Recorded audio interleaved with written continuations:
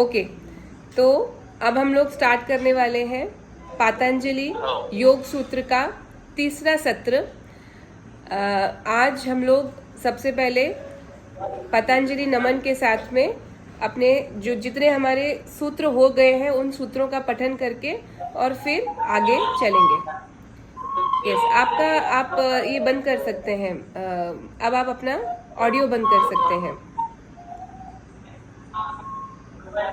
वो जो माइक का सिंबल है उसके ऊपर आप क्लिक कर दीजिए तो आपका ऑडियो बंद हो जाएगा। यस, सो सबसे पहले एक साथ हम जो है ध्यान करेंगे महर्षि पतंजलि का और ये बोलेंगे पतंजलि नमन की प्रेयर बोलेंगे। योगेन चित्तस्य पदेन वाचा मलं शरीरस्य च वैद्यकेन योपाकरोक्तं प्रवरं मुनीनां पतंजलिं प्राञ्जलिरानतोऽस्मि।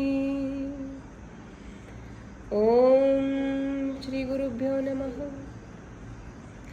अब हम लोग शुरू कर रहे हैं समाधि पाद से। अथ योगानुशासनम् योगश्चित्तवृत्तिनिरोधः तदा दृष्टुः स्वरूपेऽवस्थानम् वृत्तिसारूप्यमितरत्र वृत्तयः पञ्चतयः क्लिष्टाक्लिष्टः प्रमाणविपर्ययविकल्पनिद्रास्मृतयः प्रत्यक्षानुमानगमाः प्रमाणानि विपर्ययो मिथ्याज्ञानमद्रूपप्रतिष्ठम् शब्दज्ञानानुपाति वस्तुशून्यो विकल्पः अभावप्रत्ययालम्बनावृत्तिर्निद्रा।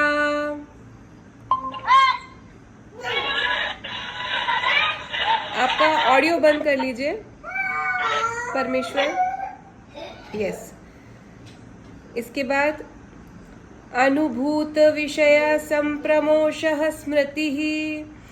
तो ये यहाँ तक हमने सारी वृत्तियों को देखा था। सबसे पहले हमने स्टार्ट किया था अथ योगानुशासनम।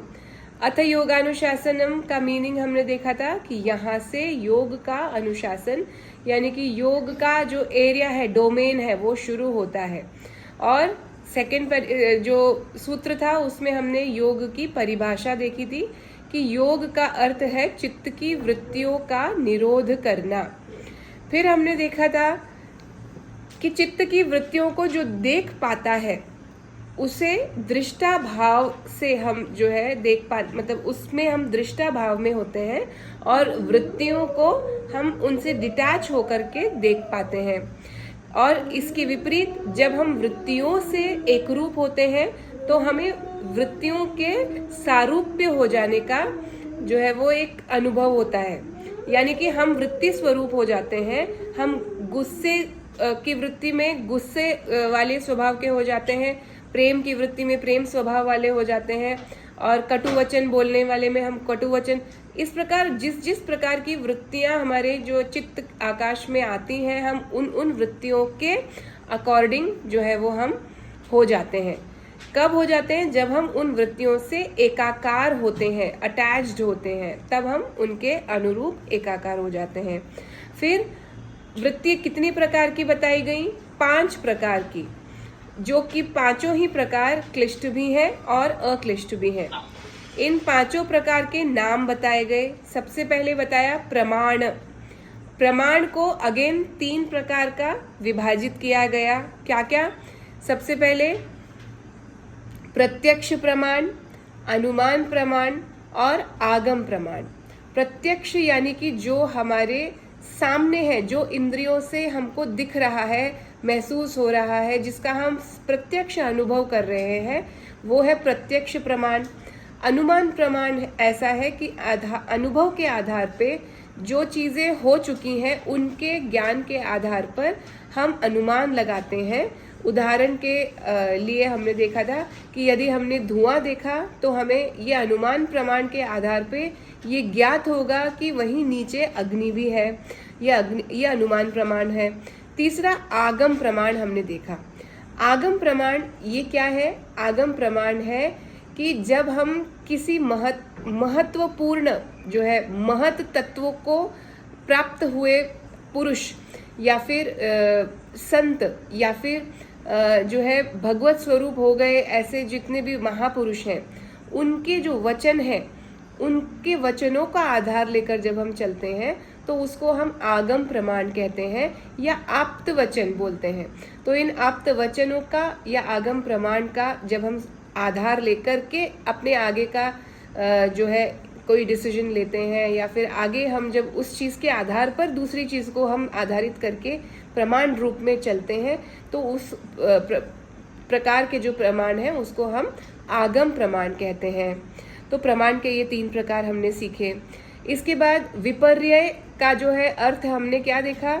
विपर्यय का अर्थ हमने देखा मिथ्या ज्ञान, यानी कि जो सच नहीं है ऐसी चीज को सच मान लेना। और यहाँ पर हमने उदाहरण कौन सा देखा था? रस्सी और सांप का। तो रज्जू सर्प इसका उदाहरण देखा था कि अंधेरे में पड़ी हुई रस्सी भी हमको सांप के समान प्रतीत होती है। एग्जैक्टली उतनी ही डर भीति हमारे अंदर प्रोड्यूस करती है। हमारे अंदर सेम इमोशंस जो हैं वो एकदम ट्रिगर हो जाते हैं और जैसे ही प्रकाश आता है वैसे हमें अपने सारे इमोशंस एकदम से झूठे लगने लगते हैं। हमारे मतलब जो है ऐसा ध्यान में आता है कि अरे हम बेकार ही परेशान हो गए। तो ये जो मिथ्या ज्ञान है और मिथ्या ज्ञान के आधार पे होने वाले फर्दर चीज़ें हैं वो विपर्यय के अंतर्गत आता है। तीसरी वृत्ति है विकल्प की। और विकल्प के कॉन्टेक्स्ट में 2 शब्द हमने सीखे थे। क्या क्या? कि पहला तो उसमें आपका जो शब्द ज्ञान अनुपाति यानी कि शब्द का आधार लेकर चलने वाली वृत्ति, लेकिन वस्तु शून्यो विकल्प। लेकिन उसमें वस्तु नहीं होती, जो जिसकी बात हो रही है वो चीज है ही नहीं, सिर्फ उसकी बात ही बात है। वो जो ज्ञान है, वो जो प्रमाण हाँ उदाहरण बता सकते हैं? हाँ, इसके उदाहरण हमने 3 उदाहरण लिए थे। जैसे सोना है, ठीक है, वही सोना हार भी है, कान के टॉप्स भी उसी के बने हुए हैं, नथ भी है, बैंगल्स भी हैं, एक ही सोने के तत्व के ये सभी आभूषण बने हैं। तो क्या इनमें कोई भेद है? जब आप उसको सेल आउट करने जाएंगे शॉप के ऊपर तो सभी में एक ही प्रकार का जीएसटी या फिर जो भी आपका जो कटता है वो सब कटेगा और उतने ही परसेंटेज से वो आपको सोने की कीमत पे वो सभी आभूषण जाएंगे। अर्थात ये सभी एक हैं, इनमें कोई भेद नहीं है। और यहाँ उदाहरण जो कल हमने देखा था वो क्या था? उदाहरण कि कोई भी व्यक्ति, मैं, आप और प्राणी जितने भी हैं, इनफैक्ट जितने भी अचर वस्तु, चर अचर जितनी भी वस्तुएं हैं इस पूरे सृष्टि में, वो एक ही तत्व से बनी हुई हैं और वो तत्व है जो ईश्वर तत्व है, पुरुष तत्व है। तो इस प्रकृति को जो चलाने वाला एकमात्र जो तत्व है वो सब में समान रूप से है, पर बावजूद इसके भेद दिखता है। मैं अर्पिता हूँ, आप सूरज हैं, सभी लोग अपने मन से, विचारों से अलग अलग हैं। तो ये जो भेद हमको दिखता है, तो ये भेद किस कारण से है? ये भेद जिस भी कारण से है वो किस कैटेगरी के अंतर्गत आता है? ये विकल्प के अंतर्गत आता है, क्योंकि तत्वतः कोई भेद नहीं है। तत्वतः इनके बीच में कोई भेद नहीं है, लेकिन भेद दिखता है। क्यों? क्योंकि यही प्रकृति का डोमेन है। सत्व रजतम इनका जो ये लीला है यही प्रकृति का डोमेन है और इसी के कारण भेद दिखता है जो कि है नहीं। और इसके आगे फिर हमने विकल्प के आगे देखा था निद्रा और स्मृति। तो निद्रा के उस कॉन्टेक्स्ट में हमने क्या देखा था? निद्रा के कॉन्टेक्स्ट में हमने देखा था कि जिसमें कोई भी मतलब अभाव जो है, ज्ञान का अभाव या किसी भी प्रकार की अनुभूति का अभाव, ये जो होता है ये है निद्रा की स्थिति, जिसमें हम जब हम डीप स्लीप में होते हैं उस समय हमारा कॉन्शियस माइंड जो है वो क्या होता है, इनएक्टिव होता है, शांत होता है, और हमारी सभी इंद्रियों से जो हमको जागृत अवस्था में इनपुट्स मिलते रहते हैं पूरे टाइम, वो इनपुट्स का जो मिलने का जो काम है वो भी उस समय नहीं होता। तो अभाव यानी कि कोई भी प्रकार का ज्ञान हमको उस समय नहीं हो रहा है, तो ये जो अभाव की स्थिति है इसको निद्रा वृत्ति बोलते हैं। और पांचवी और आखिरी वृत्ति जिसको हमने देखा, स्मृति, यानी कि जो भी हमारे अब तक के अनुभव हो गए हैं, ऑलरेडी पास्ट के जो भी एक्सपीरियंसेस हो चुके हैं, उन एक्सपीरियंसेस को रिकॉल करने की जो कैपेसिटी है, जो क्षमता है, और उसके आधार पे आगे डिसीजंस लेने का, उसी को सोचते रहने का जो एक वृत्ति है, वो वृत्ति को हम कहेंगे स्मृति। तो ये हमने यहाँ तक 11 नंबर के जो सूत्र है वहाँ तक हमने स्मृति के जो है मतलब 5वीं वृत्ति तक हमने कंप्लीट किया था। इसके बाद हमने 12 से 15 तक जो है और आगे भी पढ़ा था। क्या क्या देखा था? अभ्यास वैराग्याभ्याम तन्निरोधः, यानी कि अब हमको जब पता लग गया कि इन 5 वृत्तियों को हमने जाना, इन पांचों का क्लिष्ट और अक्लिष्ट दोनों ही रूप हमने देखे, तो हमारे मन में प्रश्न ये उठता है कि इतना कठिन कार्य ये हम करेंगे कैसे? तो हमको 12वें नंबर के सूत्र में क्या उसका साधन बताया गया। क्या बताया गया कि अभ्यास और वैराग्य से ये संभव है। अभ्यास वैराग्याभ्याम तन्निरोधः, अभ्यास और वैराग्य से इसका जो है निरोध किया जा सकता है। अभ्यास का अर्थ हमने देखा था कि सतत, ये मराठी वाला अभ्यास न होके हिंदी वाला अभ्यास, मराठी में इसको सराव कहते हैं, कि सतत सतत प्रयास करते रहना और उस चीज का प्रैक्टिस करते रहना, ये अभ्यास। किस चीज का प्रैक्टिस करते रहना?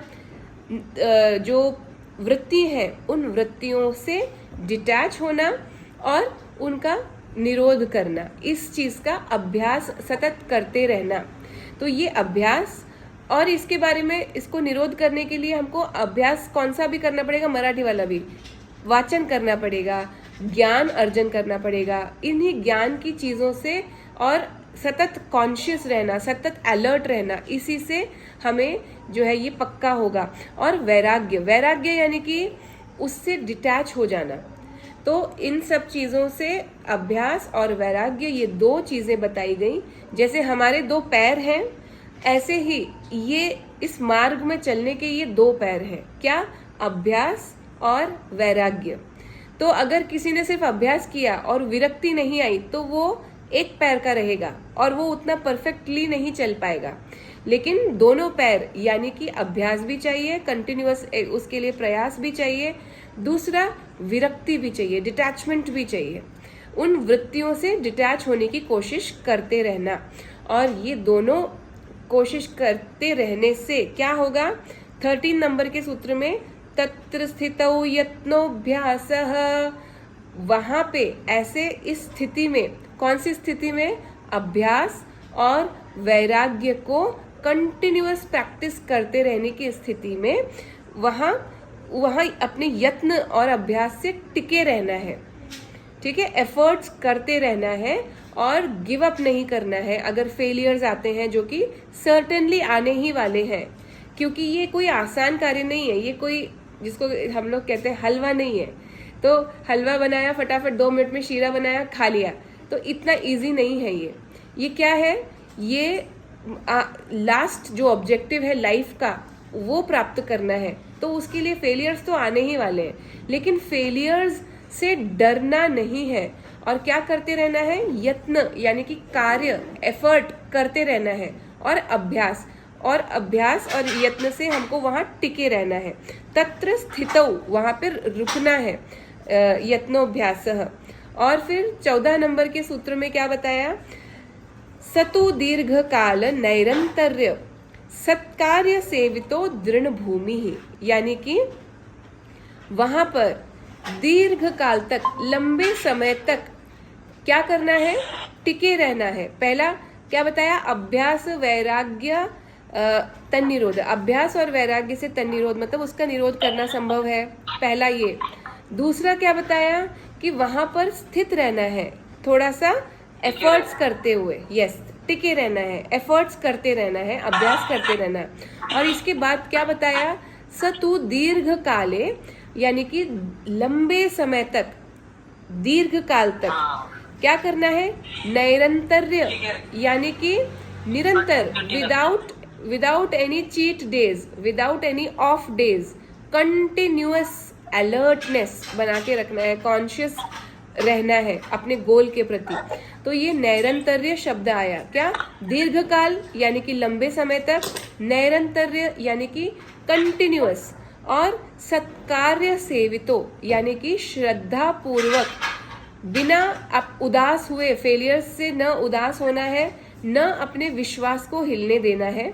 तो श्रद्धा पूर्वक अपने विश्वास को बनाए रहते हुए सत्कार्य सेवितो दृढ़ भूमि, उसमें दृढ़ता जो है हमको आ जाती है। किसमें, अपने इस पाथ के प्रति हमारे अंदर एक स्ट्रॉन्ग प्लेटफॉर्म हमको मिल जाता है। अब हम जो है कम हिलेंगे, कम डिगेंगे, क्योंकि हमने एक लंबे समय तक क्या अभ्यास किया है, सत्कार्य सेवितो, हमने एक लंबे समय तक उसमें टिके रहने का अभ्यास किया है। श्रद्धा पूर्वक हमने उस ऑब्जेक्टिव के प्रति एक डेडिकेशन, डिवोशन दिखाया है। तो उसका रिजल्ट क्या होगा कि हमको एक दृढ़ भूमि मिलेगी, एक हम स्ट्रॉन्ग प्लेटफॉर्म पर खड़े रहने की हमारे अंदर कैपेसिटी आ जाएगी। और फिर हमने 15 नंबर का जो सूत्र वो देखा था, जिसमें बताया दृष्टानुश्रविक विषय वितृष्णस्य वशीकार संज्ञा वैराग्यम। यहाँ पर 15 नंबर के सूत्र में हमने वैराग्य, कौन सा वैराग्य, 2 प्रकार के वैराग्य हैं, ठीक है। तो हमने यहाँ पर नीचे वाला जो लेवल का वैराग्य है वो हमने कल देखा था, स्टार्टिंग लेवल का, ठीक है, स्टार्टिंग लेवल का जो वैराग्य हमने देखा था उसका नाम है वशीकार वैराग्य, ठीक है। तो ये वशीकार संज्ञा वैराग्य जो है, इसका क्या मतलब ये क्या है, ये मैंने तो बोल दिया आसानी से कि ये जो है स्टार्टिंग लेवल का वैराग्य है, लेकिन इसको अपर वैराग्य भी बोलते हैं, ठीक है। आप इसको नोट करें, अपर वैराग्य किसको बोलते हैं, ये जो स्टार्टिंग लेवल का वैराग्य है। लेकिन स्टार्टिंग लेवल के वैराग्य में ही इन्होंने 2 प्रकार की चीजों से विरक्ति बता दी, दृष्ट और अनुश्रविक, यानी कि जो दिखता है उस सबसे, उन सभी भोगों से, उन सभी अट्रैक्शंस से विरक्त हो जाना, उसके प्रति आकर्षण खत्म हो जाना।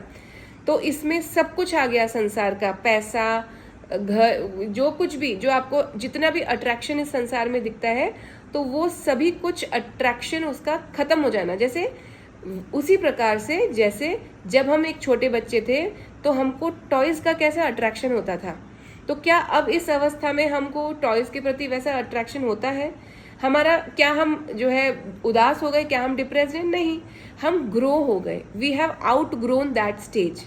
तो बस इसी प्रकार से वैराग्य की स्थिति का अर्थ है कि उससे हम आउटग्रो हो जाते हैं, उसमें हमारा जो अटेंशन है वो नहीं जाता, हम अट्रैक्ट नहीं होते, दृष्ट जो है विषय उनसे। दूसरा अनुश्रविक, अभी अनुश्रविक उससे भी ऊपर की बात है, क्या? क्यों हमने पहला नाम क्या है? दृष्ट अनुश्रविक, तो दृष्ट यानी कि वशीकार, अपर वैराग्य, वशीकार वैराग्य अर्थात अपर वैराग्य। तो ये जो दृष्ट अनुश्रविक वैराग्य जो है, इसमें क्या है, स्थिति क्या है? इसमें हमारी स्थिति जो है वो ऐसी है कि जो हमने सुना हुआ है कि इस लोक में जो है हम अगर पुण्यों का कार्य करेंगे तो हमें इस लोक में जाने को मिलेगा, अगर हम